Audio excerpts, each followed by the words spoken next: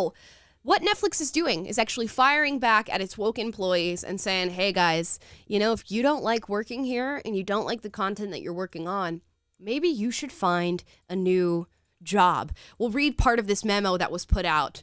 If you'd find it hard to support our content breadth, Netflix may not be the place for you, the memo states.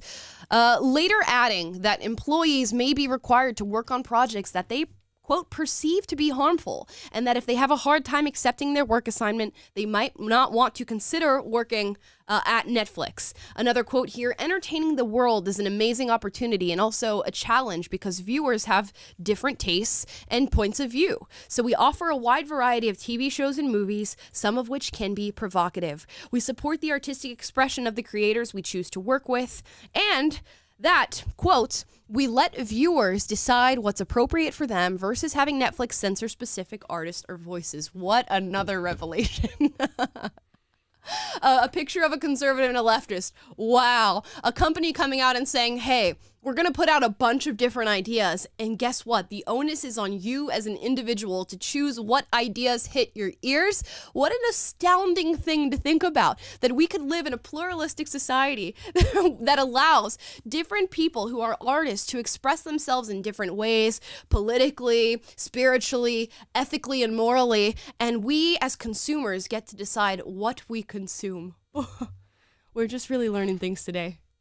Yeah, I mean, it's like we're a national platform, and we learned that a big chunk of the country doesn't really like it whenever we cater to a tiny segment of very loud, woke people who want to dictate all the content that we make. And so, we're going to cater to everybody. And shocker, if you work for this company that has a national platform, the onus is on you to deal with it if you don't like some of the stuff that we do, because shockingly, there are people who aren't like you and think differently from you in this country and in our audience that we serve. And you can't just, this is not a platform to impose your ideology on the world. It's the same thing like you said. It's a shared space effect, and it reminds me of like how we talk about New York Times and their journalism and how their job is to make journalism for everybody, adhere to journalistic standards, and just do your job and report on things happening in the world with objectivity.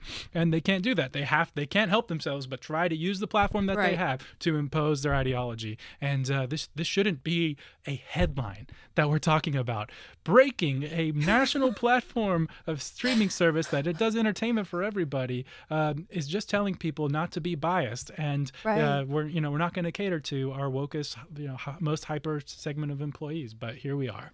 Yeah, and I saw Christopher Rufo, who you know as the massive exposer of critical race theory and gender theory in schools, come out and say we should call this the Disney effect, because this does come on the heels of Netflix losing a massive amount of subscribers, I believe something like 200,000, and they were reporting that by June they were going to lose 2 million more from their streaming service. So I think maybe they're feeling the heat of, we have to really make content and make products that really represent the consumer base that's paying for the content that we make. And that's where we're going to get to, I think, with a lot of these massive corporations who are choosing to bow down to what I still think to be a very extreme fringe group of people who are calling for this sort of ideology to just infiltrate everything and just be injected into everything. And I think they're going, oh no, it's worth losing a few employees who represent this in order to build a fruitful company that really does service everybody. And by everybody, I do mean the people on the extreme left. I don't think Netflix is ever going to stop making content that panders to them as well.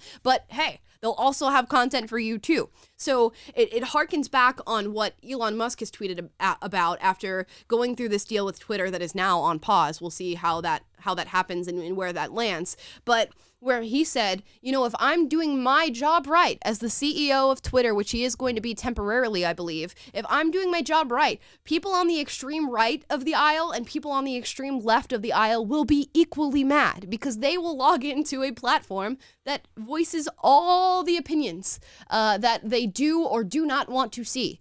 And that's where we're at. And the people who represent the center or the liberal view of things or the semi-conservative or the semi-progressive side of things are just going to go, wow, this is what free speech and debate looks like. And of course, there's going to be some slurs here and some quote hate speech there, which I don't believe in. But that is the price that we pay for free speech, and free speech is priceless. So I love to hear this news from Netflix. It looks like video game